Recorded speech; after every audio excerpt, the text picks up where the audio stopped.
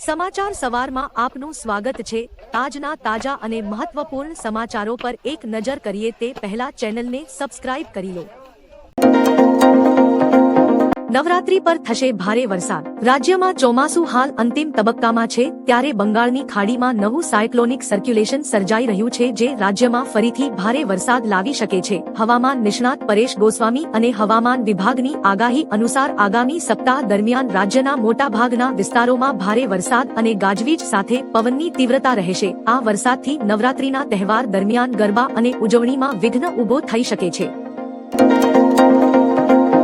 ધોરાજીમાં 2 કલાકમાં 3 ઇંચ વરસાદ। રાજકોટ જિલ્લાના ધોરાજી પંથકમાં ભારે વરસાદ નોંધાયો છે। પાટણવાવ ગામમાં માત્ર 2 કલાકમાં 3 ઇંચ વરસાદ વરસ્યો છે, જે કારણે ગામના રસ્તા અને ખેતરોમાં પાણી ભરાઈ ગયા છે। જો કે ખેડૂતો માટે આ વરસાદ આશીર્વાદરૂપ સમાન સાબિત થશે, કારણ કે આનાથી પાકને લાભ થશે। આ અચાનક ધોધમાર વરસાદને કારણે વાતાવરણમાં ઠંડક પ્રસરી છે। અમૂલે તેની પ્રોડક્ટ્સના ભાવમાં ઘટાડો કર્યો। અમૂલ દ્વારા 700 થી વધુ ઉત્પાદનોના ભાવ ઘટાડવાની જાહેરાત કરાઈ છે। ઘી, માખણ, ચીઝ અને આઈસ્ક્રીમ સહિતના પેકિંગ પર ભાવમાં ઘટાડો કરવામાં આવ્યો છે। ઘીના ભાવમાં પ્રતિ લીટર 40 રૂપિયાનો ઘટાડો થયો છે, જે હવે 110 રૂપિયામાં મળશે। માખણ 58 રૂપિયા અને ચીઝ બ્લોક 545 રૂપિયામાં મળશે। આ દર 22 સપ્ટેમ્બરથી અમલમાં આવશે। જીએસટી ઘટાડાનો લાભ ગ્રાહકો સુધી પહોંચાડવા જીસીએમએમએફ દ્વારા આ પગલું લેવામાં આવ્યું છે।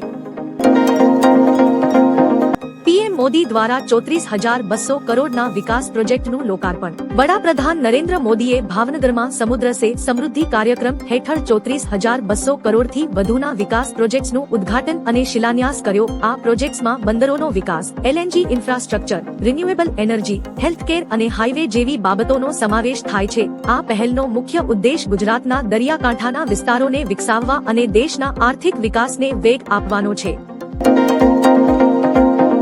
ખેલૈયાઓનો થનગનાટ થંભી જશે। નવરાત્રીના દિવસો નજીક આવતા જાય છે, તેમ વરસાદે ખેલૈયાઓની ચિંતા વધારી છે। ખાસ કે હવામાન નિષ્ણાત અંબાલાલ પટેલે પણ નવરાત્રીને લઈ વરસાદની આગાહી કરી છે। આગાહી મુજબ નવરાત્રીમાં ખેલૈયાઓને વરસાદનું વિઘ્ન નડી શકે છે। અંબાલાલ પટેલે આગાહી કરી છે 2-5 સપ્ટેમ્બરથી 2 ઓક્ટોબર ગાજવીજ સાથે વરસાદ ખાબકે તેવી આગાહી છે। દક્ષિણ ગુજરાત, ઉત્તર ગુજરાત, મધ્ય ગુજરાત અને સૌરાષ્ટ્રના અનેક વિસ્તારોમાં પણ વરસાદી માહોલના એંધાણ છે। 100 દુઃખની એક જ દવા આત્મનિર્ભર ભારત। પીએમ મોદીએ આજે ભાવનગરમાં કહ્યું કે 140 કરોડ દેશવાસીઓના ભવિષ્યને બીજા પર ન છોડી શકીએ। દેશના વિકાસના સંકલ્પને બીજા પર નિર્ભરતા પર નહીં છોડી શકીએ। દેશની ભાવિ પેઢીના ભવિષ્યને દાવ પર ન લગાવી શકીએ। ગુજરાતીમાં કહેવત છે કે 100 દુઃખની એક દવા, 100 દુઃખની એક જ દવા આત્મનિર્ભર ભારત। આત્મનિર્ભર ભારત અને બીજા દેશો પરની નિર્ભરતા ઘટાડાથી આત્મનિર્ભરથી મજબૂત થવું પડશે। આગામી 7 દિવસ માટે ભારે વરસાદની આગાહી। છેલ્લા 8 કલાક દરમિયાન રાજ્યના 32 થી વધુ તાલુકાઓમાં વરસાદ નોંધાયો છે। હવામાન વિભાગે આગાહી કરી છે કે આગામી 7 દિવસ દરમિયાન પણ રાજ્યના કેટલાક ભાગોમાં ભારે વરસાદ પડશે। ખાસ કરીને દક્ષિણ ગુજરાત, સૌરાષ્ટ્ર અને ઉત્તર ગુજરાતમાં તીવ્ર વરસાદની શક્યતા છે। ખેડૂતો અને નાગરિકોને સાવચેત રહેવા અને જરૂરી સૂચનાઓનું પાલન કરવાની અપીલ કરવામાં આવી છે।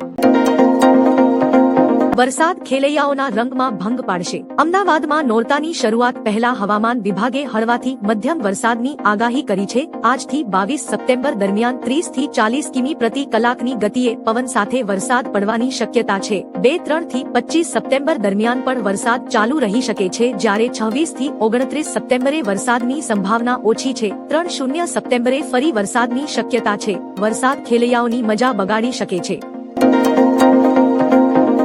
નવરાત્રીને લઈ અમદાવાદ શહેર પોલીસ કમિશનરનું જાહેરનામું। અમદાવાદ શહેર પોલીસ કમિશનરે નવરાત્રી માટે જાહેરનામું બહાર પાડ્યું છે।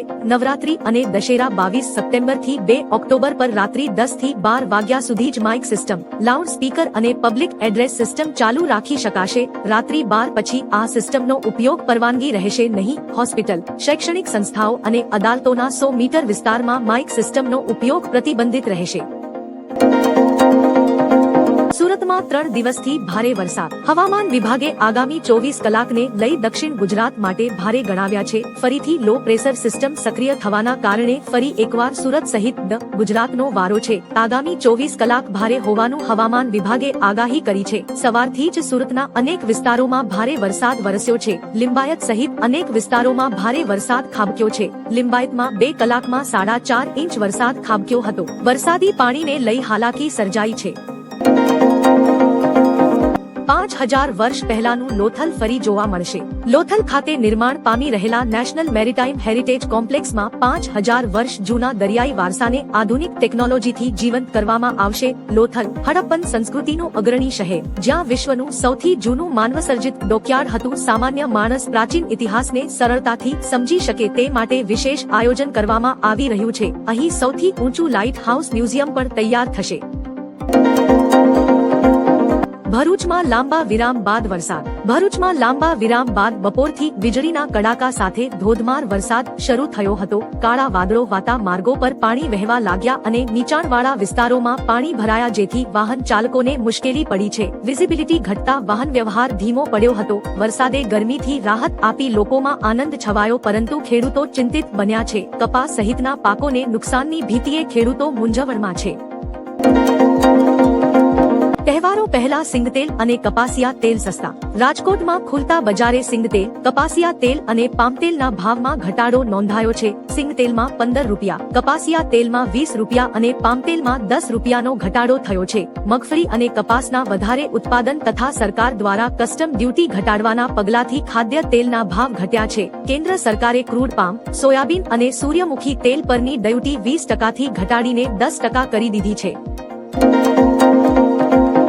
ભાવનગરમાં પીએમ આવે તે પહેલા વરસાદ આવ્યો. આજે પીએમ નરેન્દ્ર મોદી ગુજરાતની મુલાકાતે આવનાર છે. ભાવનગરમાં તેઓ રોડ શો યોજનાર છે. તેવામાં ગઈકાલે હવામાન વિભાગની આગાહી વચ્ચે ગુજરાતના અનેક જિલ્લાઓમાં વરસાદી માહોલ જોવા મળ્યો છે. ભાવનગરના ગ્રામ્ય અને શહેરી વિસ્તારમાં પણ પીએમ મોદીના આગમન પહેલા વરસાદી માહોલ જામ્યો હતો. ખાસ કે આજે પીએમ કરોડાના વિકાસના કામોની ભેટ આપનાર છે.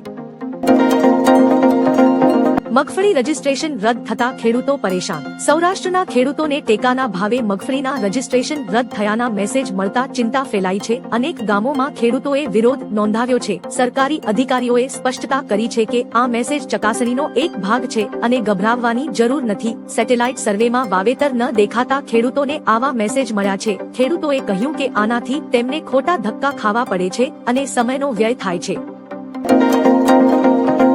સાવરકુંડલામાં ધોધમાર વરસાદ. અમરેલીના સાવરકુંડલા તાલુકાના ગ્રામ્ય વિસ્તારોમાં 19 સપ્ટેમ્બર 2025ના બપોર બાદ ધોધમાર વરસાદે ખેડૂતોમાં ખુશી ફેલાવી છે. મોટા ભમોદરા, શેલના રબારિકા, દેવળિયા, રાજસ્થળી, લાપાડિયા અને મોટા ગોખરવાડા જેવા ગામોમાં 1 કલાકથી વધુ વરસાદ વરસ્યો હતો. આ વરસાદ કપાસ અને મગફળીના પાક માટે ફાયદાકારક રહેશે, જેનાથી ચિંતિત ખેડૂતોને રાહત મળી હતી. ચોમાસાના અંતે આ અણધાર્યો વરસાદ પાકોને નવજીવન આપશે. ભારત ચીન સાથે ધમકીભરી ભાષા અમેરિકાને ભારે પડશે. રશિયાના વિદેશ મંત્રી સેર્ગેઈ લાવરોવે અમેરિકાની ટીકા કરી છે. તેમણે કહ્યું કે અમેરિકાની ભારત અને ચીન જેવી પ્રાચીન સંસ્કૃતિઓને ધમકીઓ આપીને કે ટેરિફ લાદીને ડરાવી શકાતી નથી. તેમણે જણાવ્યું કે રશિયા પાસેથી ક્રૂડ ઓઇલની ખરીદી બંધ કરવાની અમેરિકાની માંગની વિપરીત અસર થઈ રહી છે અને તેનાથી આ દેશો નવા ઉર્જા બજારો શોધવા મજબૂર થઈ રહ્યા છે. રશિયાએ નવા પ્રતિબંધોથી ચિંતિત ન હોવાનું પણ જણાવ્યું. ગુજરાતમાં નવરાત્રીની મજા બગાડશે વરસાદી સિસ્ટમ. આ વર્ષે નવરાત્રીમાં વરસાદ ખેલૈયાઓની મજા બગાડી શકે છે. હવામાન નિષ્ણાંત અંબાલાલ પટેલે આગાહી કરી કે 20 થી 22 સપ્ટેમ્બર સુધી ગુજરાતના ઘણા ભાગોમાં ગાજવીજ સાથે હળવો વરસાદ થશે. નવરાત્રીની શરૂઆતમાં 27 સપ્ટેમ્બરથી 5 ઓક્ટોબર દરમિયાન રાજ્યના કેટલાક વિસ્તારોમાં ગાજવીજ સાથે વરસાદની શક્યતા છે. સિસ્ટમ સક્રિય થતા દક્ષિણ ગુજરાતમાં ભારે વરસાદ વરસી શકે છે.